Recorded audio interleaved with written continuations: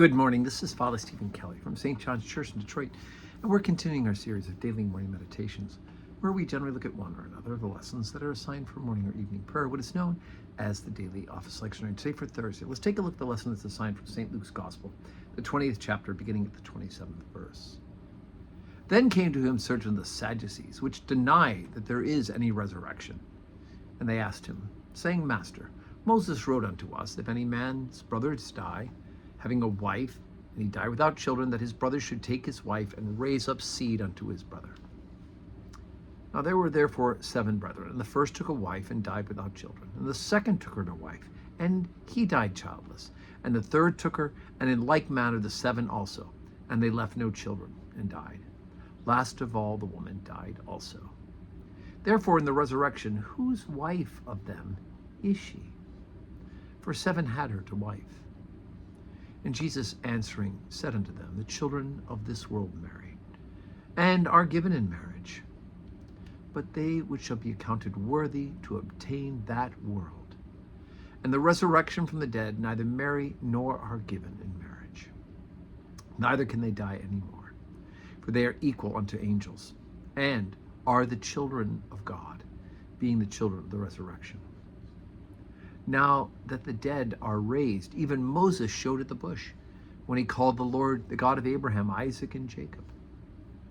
For he is not the God of the dead, but of the living, for all live unto him. Then certain of the scribes answering said, Master, thou hast well said. And after that they durst not ask him any question at all. Okay, so remember, Pharisees and Sadducees, 2 different group camps of leadership for the Jewish religion. The Pharisees believe in the resurrection, and we had a couple weeks ago we hit on that where Paul realized there were Pharisees and Sadducees that were accusing him. So he said, hey, I'm being accused because of the resurrection, and boom, they started going after each other, and Paul was able to slip away from the immediate persecution, eventually though going to Rome on appeal. But here once again, the Sadducees think they have a good tricky question, right? So 1 wife, 7 brothers, all marry her. Whose will she be in heaven? And our concept of heaven is too small, right? Our concept of that I can't live without seeing my dog. I can't live without this wonderful thing here on earth, having it in heaven. When we get to heaven, it'll be so much more remarkable and amazing that the things we thought we couldn't live without in heaven, we won't even have a thought of it. Dr. Peter Kreeft, my favorite author, professor at Boston College, has a book called Everything You Want to Know About Heaven But Never Dreamed of Asking. And he speculates on a lot of these sort of questions. So if you wanted to do a little aside read about the possibility of what heaven might be like, Dr. Kreeft's book is a good place for you to dive into.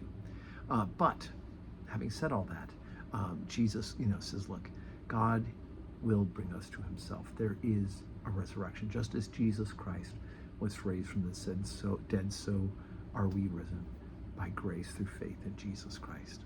So we can hold on tight to that. So is it today is Thursday, and so we have an early Mass time today, 9 a.m. Rather than the later time we usually do, 9 a.m. today for Mass, and there'll be 4 o'clock evening prayer in the parish office. But I want to give you a warning about traffic at 4 o'clock, because we've got both the Tigers game leaving, and we've got the Lions preseason game traffic coming in about that hour.